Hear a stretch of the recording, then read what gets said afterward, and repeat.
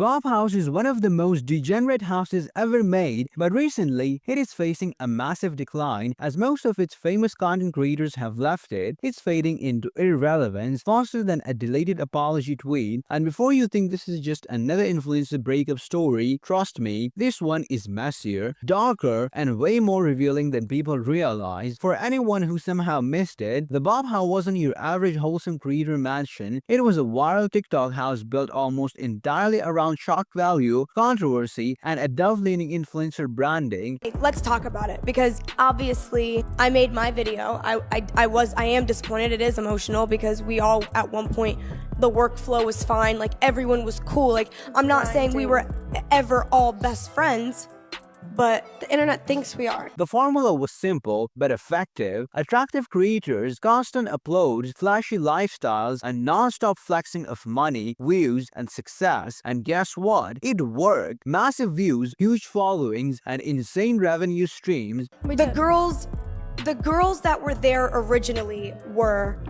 Joy, Sophie, Alina, and like those girls, like, but they already knew each other. They already knew each other. Like they've known each other for years. So me and Julia were added in because they thought that we would be a good addition to the house and we could all, make videos. But here's where things started cracking, because when a house is built purely on attention, drama becomes the foundation, whether you want it or not. And surprise, surprise, once the attention slowed, everything else started collapsing. Grow the Bop House bigger and make it a more viral thing. So we ended up doing that.